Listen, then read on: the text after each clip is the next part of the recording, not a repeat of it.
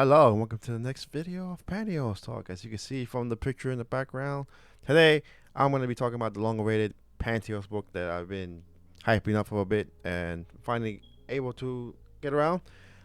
Today I'll be talking about Pantyhose College from Edward Ella Ford. Uh, the reason I want to talk about it is I was pleasantly surprised just searching through Amazon and happened to find uh, books about pantyhose.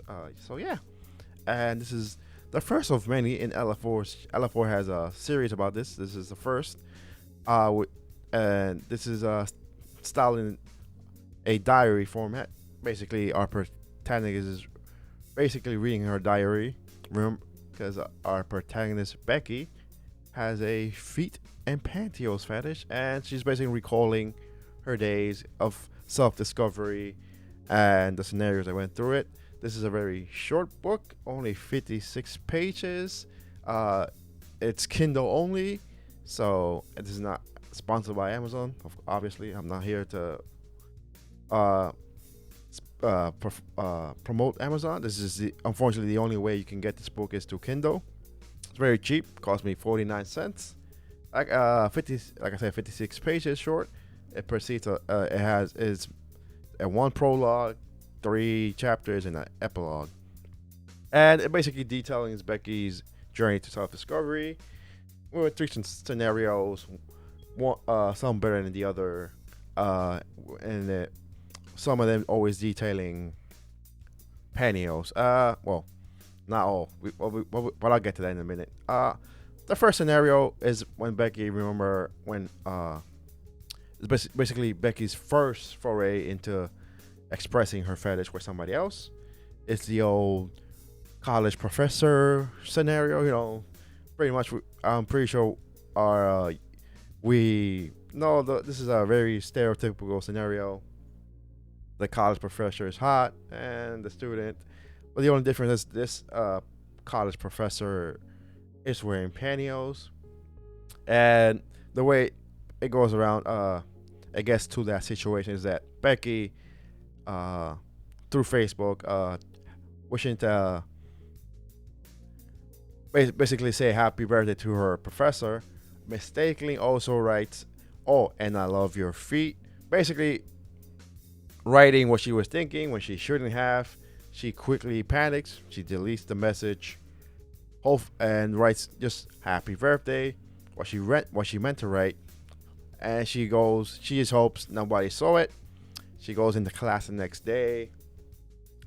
She's a bit worried. She's looking around if everybody read the message, if the professor read the message, although the first message, and as it seems, and when it seems like nobody caught wind of the message, nobody saw it. When she's about to leave class, professor calls her over.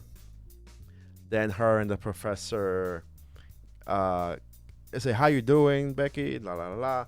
And then her professor just comes and say, "Oh, so do you like feet, Becky?" And then Becky, then she gets the hint that yeah, she read the first message, the mistake message, and her and Becky get into some playful things. Let me read a bit. Uh, as I looked on, she flexed her toes, stretching at the thin material of her pantyhose. My heart was racing now, my mind galloping away at a million thoughts a second. What if someone came in? What was this wrong? What could she taste like? Is that an ankle bracelet? And yeah, that's the first scenario. Obviously, I can't read everything. I looked down at her foot once more and shuffled towards. Then I lifted my hand and flexed my fingers, savoring this moment endlessly. With sudden sigh, I took her foot in my hands and wrapped my fingers around it, my mind barely able to process the influx of sensations that were flooding through it. And I get into scenarios and stuff, and it finishes a scenario. Obviously, I can't read all of it. It's not graphic, isn't it, by any means, but it does have some words that I can say on YouTube. So I have to say, it's very well described. It's a very well, which is the point of this book. It's a very well described scenario. Ella Ford really knows what she's doing, and I'll say the first chapter is very good. It unfortunately it ends at it was a one-time thing. Her and Professor don't go back at it, so Becky's left a little bit disappointed in that thought. And then she goes to write, how about her second chapter? And this is one I kind of have a problem with. As you can see by the title of the book, it says Pantyhose College. And while Becky does say that she loves pantyhose, it seems like this book is written more towards the feet fetish than pantyhose fetish. Obviously, feet and pantyhose have a is a overlapping fetish. Obviously, if you like feet, you may also like pantyhose because obviously that's how you put on your pantyhose, your feet. But when the book is called Pantyhose College, and then I read the second chapter, well, to be fair, I kind of how should I say this? Grazed over the second chapter because title sonori. How you say that? It's about sororities, pledges. It was a pledge. Becky's actually made a deputy sorority sister, and she has to look over two pledge sisters and make them do what she has order them around while to so they can get in. That's basically their initiation. And Becky's a deputy sorority sister, and they have to do what she wants. Becky comes with, oh, I basically got two slaves, but unfortunately there is no pantyhose involved in this scenario, which boggles my mind. I don't know why Ella Ford wrote a scenario basically of a of two of the three. That's only about feet. There is no description of pantyhose. Becky has a mission. They have pantyhose. This is two girls with feet.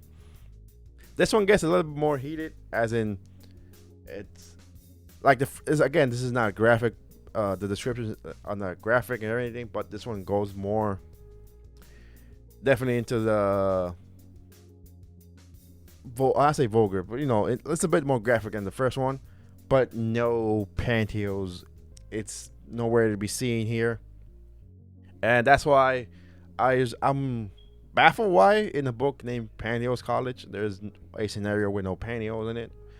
It's unfortunate because it's the only scenario that involves more than two people.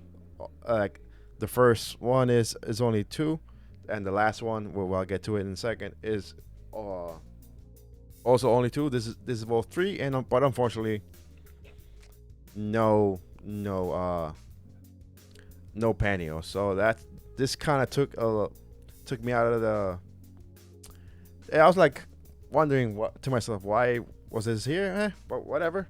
No one's perfect. Maybe this is Ella Ford's first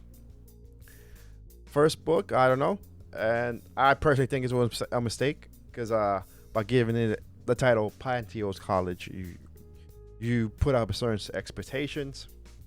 Excuse me, and by not delivering, it kind of dampers the experience.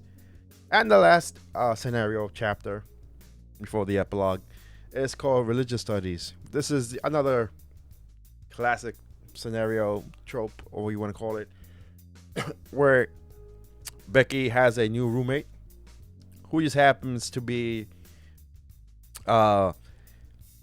very square or very excuse me.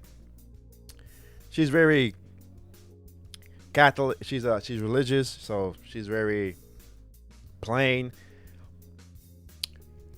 And she's talking to Becky while Becky is secretly watching some prawn of two girls going at it that do happen to be wearing pantyhose.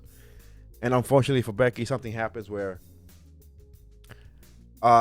she drops her laptop and the headphones jack disconnect, and then Becky's roommate could hear what she's seeing, and what she's seeing is two girls going at it in pantyhose. Obviously, Ruth, which is the name of the sorry, I don't know, I'm coughing so much. Ruth, which is the name of the roommate, she's like, that's not supposed to be happening. She's very religious. She is painted as a religious nut, not nut. She's very religious. So to her, this is blasphemy, But Becky noticed that she is wearing pantyhose. I glanced down at her nylon covered toes. curing typos of my bed, and instantly scolding myself for being so sex obsessed. She was wearing gray nylons, what Becky describes as a bit a bit boring, because it tends to be one of gray tends to be a boring color. Then Ruth seems a bit more interested in the book. Basically Ruth wants what was happening in the video to happen to her. The video progressed to the point where the blonde girl had freed the older woman's feet from her heels and was hastily lifting them from her painted lips. I looked up and watched Ruth's expression, suddenly interested to see how she was reacting to the first sinful contact. Ruth's eyes widened as the brunette's painted toenails disappeared between the blonde, glistening lips. Her mouth fell open and she sighed, lifting her hand to the chest. Why is she? So, basically, Ruth gets interested in what's going on, and her Becky play it out. This one, I don't know if I could. Maybe. Let me see. Yeah, I don't. This one is a bit more. I'll say as a story, the scenario go on, they get more detailed, maybe too detailed. Ruth lifted her feet and placed them in my lap, wriggling her toes. Then she leaned back into the corner and stared at me with unmatched intensity, eager to know what I was going to do, what I was going to do next. Are you sure this is okay? She said. So yeah, this scenario definitely makes up for the last scenario, which for some reason didn't have pantyhose. And then after that, it ends with Becky getting during this scenario, Becky's trying to apply for a job. In the epilogue, she gets the job she wanted, but it is said that she said one of the requirements for the job is that she has to wear pantyhose, and Becky answered with a smile, and that's it. That's Ella Ford's Pantyhose College. As I said, it's a good read. It's less than $1, literally. It's 49 cents. I'll give it 3 pantyhose legs out of 5. Yeah, there you go. That's a good rating. The pretty good book, short. I don't. For those that like reading, yeah, it's a definitely pick up. But with prawn and everything around us now, I don't know if I'll pick up a book to read. But it was a fun read, regardless. My only hiccup is that second chapter where they have no pantyhose. I don't know why it was there. And yeah, that was Pantyhose College by Ella Ford. I don't know. So let me know if you like more of these videos. I'll read more books about pantyhose. And hopefully, like I said, it's not a bad book. It's just as I'm just thinking why there was a scenario with no pantyhose, but whatever. Is that 3 pantyhose legs out of 5? So it's a good read, short, but yeah, there you go. That was this week's videos, and sorry it took a while because jobs and everything. But yeah, see you guys in the next episode, and as always, keep on wearing.